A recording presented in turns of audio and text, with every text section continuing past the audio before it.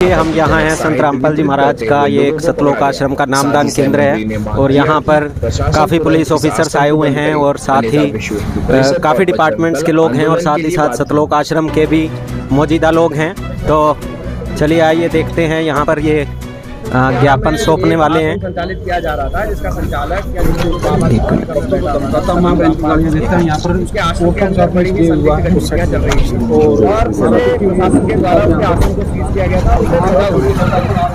उसके अनुयायी देश भर में फैल करके जो धर्म विरोधी गतिविधियां हैं उनमें लिप्त हैं। ऐसा ही हम कबीर पंथ को फॉलो करने वाले आदमी हैं। एक आश्रम यहाँ ये आश्रम है, इसको नामदान सतल बोलते हैं हम। वहाँ पे संदिग्ध ऐसे नामदान सतल 600 हैं जी पूरे ऑल ओवर इंडिया में। और वहाँ की ऑल ओवर इंडिया में 600 नामदान होने के बावजूद कहीं पर भी कोई समस्या नहीं है। अकेला हरिद्वार में कैसा एरिया है जहाँ पर इस जैसे कुछ शरारत ऐसी घटनाओं को अंजाम देने जो है तो पिछले 23 मार्च को हमने परंतु उस पर कोई कार्रवाई नहीं एसएचओ साहब को एक शिकायत दी थी इसके विषय में। आज तक उसके खिलाफ कोई कार्रवाई नहीं। लगातार फेसबुक पर वो हमें धमकियां भरे वो डालता है। कल उसने अल्टीमेटम दे रखा था, कल रात को भी उसकी एक वीडियो आई नहीं होती है कि जी आज तो प्रशासन ने हमें 1 महीने की मोहलत मांगी है, तो प्रशासन उसका मोहलत मांग रहा है और वो धमकी दे रहा है। तो हमारा तो कहना सिर्फ इतना ही है सर कि हम कबीर पंथ को फॉलो करने वाले और अहिंसा के मार्ग पर चलने वाले व्यक्ति हैं। इस तरीके के आदमी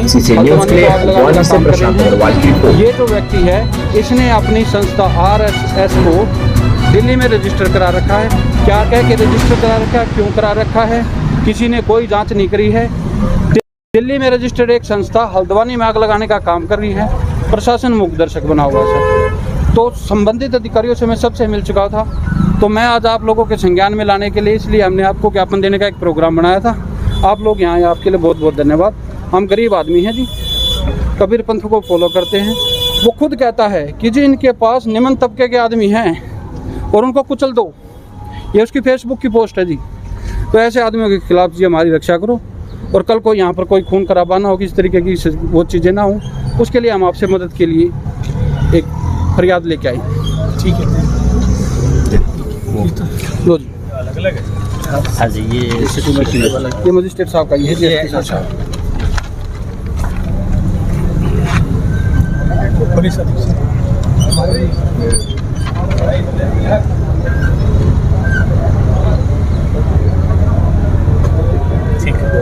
तो सर ये जो ज्ञापन दिया गया आपको इसमें कोई बाइट नहीं। ठीक है, हमने ज्ञापन दे दिया और हम सर एक चीज़ पूछना चाहेंगे, ये 1 महीने से जैसे कार्रवाई की कह रहे हैं, 1 महीना पहले इन्होंने आपसे कहा था, तो उसके लिए आप क्या कहना चाहेंगे सर?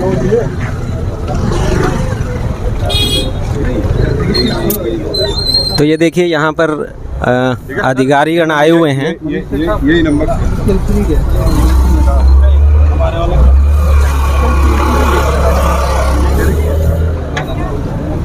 आए हुए हैं और ये अभी कुछ नहीं कहना चाह रहे हैं।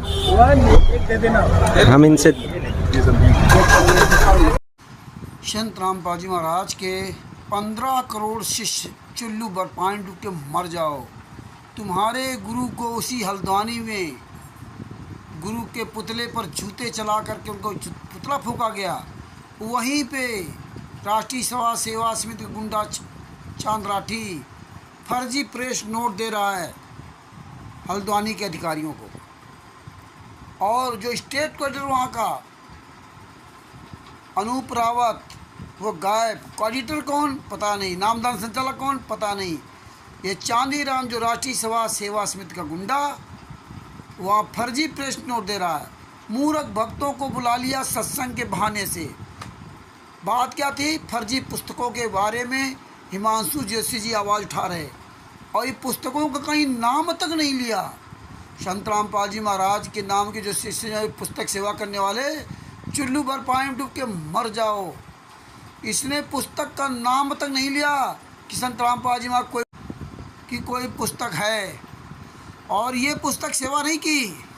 वैसे तो बड़े बड़े अधिकारियों को देंगे जाके, थानों में देंगे जाके, ना पुलिस प्रशासन को दे के जाकर, ना इनके सतलोक आश्रम पुलिस प्रशासन आता है, बैतूल में आता है। लेकिन देखिए आज असली ये चेहरा सबका सामने आ गया।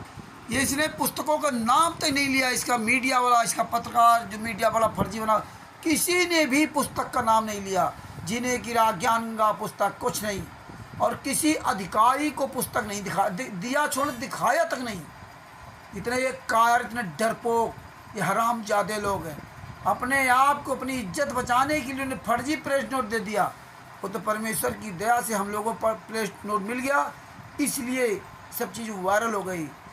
तो संत रामपाल जी महाराज के शिष्यों, जो अपने आप कहते हो मैं 15 करोड़ शिष्य हैं, 15 करोड़ शिष्य के मुंह पर जूता मारा गया। ये देख लो साले हरामजादो। उसी दिन हल्द्वानी का ये नज़ारा है जहाँ पे पुतला फूंका जा रहा है, और वहीं दूसरी जगह ये चांद राठी प्रेस नोट दे रहा है, और उल्टा हिमांशु गालियाँ दे रहा है। इससे पूछो तेरी साले संस्था कौन सी, आज पुस्तकों का नाम क्यों नहीं लिया? हिमांशु जोशी जी तो पुस्तकों के खिलाफ अभियान छेड़ रखा। जिन गद्दारों ने पुस्तकों का नाम तक नहीं लिया, कि पुस्तक का नाम लेते कहीं दिखाया तक नहीं, एक भी पुस्तक किसी अधिकारी ने दी। इसलिए संत रामपाल जी महाराज के शिष्यों, आँख खोलो। ये आँख क्यों नहीं बोल सकते थे? ये तो चांद राठी बोला तक नहीं कि मैं चांद राठी हूँ, मैं वकील हूँ, मैं चंडीगढ़ हाई कोर्ट का वकील हूँ, मैं राष्ट्रीय समाज सेवा से मतलब गुंडा हूँ, मैं राइफल रिवॉल्वर गन लेकर के वहाँ घूम रहा था परवाला में। ये अपना परिचय तक नहीं दिया, अनजान बन करके पुलिस प्रशासन सामने आए, क्योंकि इनको पता था अगर ज्ञान जीने की राह पुस्तक पुलिस प्रशासन देख लेता तो इन हरामजादों को जीना हराम कर देता। क्योंकि इनको पता है, पूरी दुनिया जान चुकी है पुस्तकें फर्जी हैं, उसमें पता फर्जी डाल रखा, जीने की राह आदि पुस्तकों में अश्लील गालियाँ लिख रखी। मैटर तो पुस्तकों का था ना।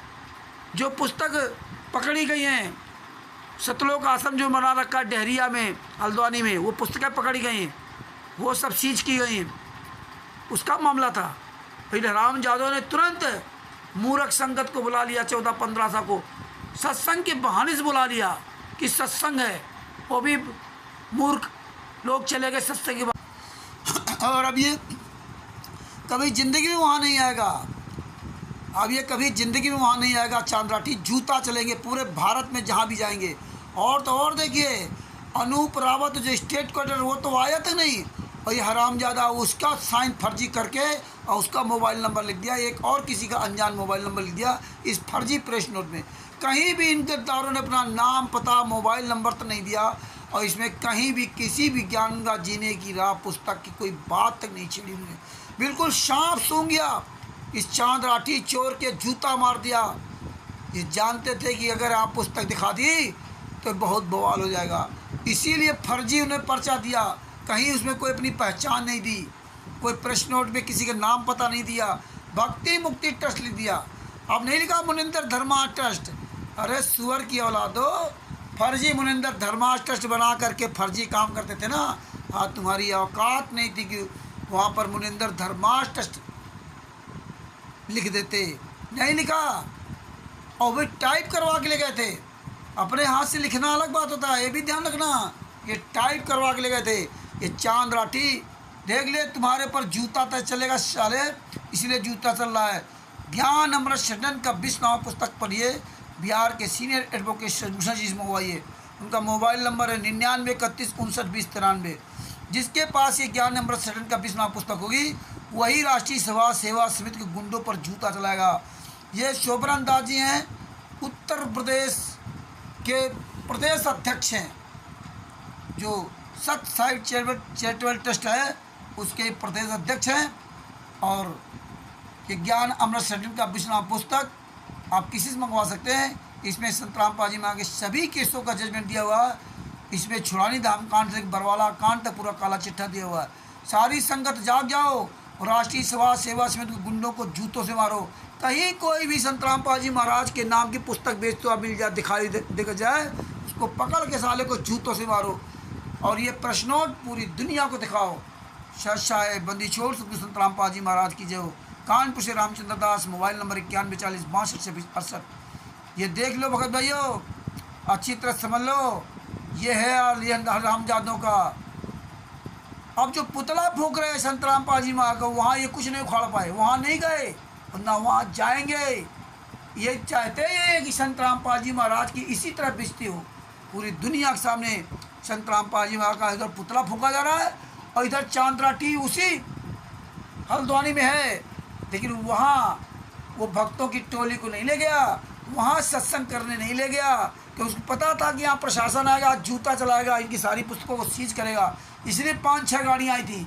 इन हरामजादों ने पहले से 1000-1500 भक्तों को मरवाने के लिए कि भगत टूट पड़ेंगे, हमें क्या दिक्कत है। तो अब धीरे धीरे जनता जाग रही है। जूता लो, जूता चलाओ इन पर। सच साहेब, जय हो बंदी चोर को। ये वीडियो अधिक से अधिक शेयर करो। सच साहेब।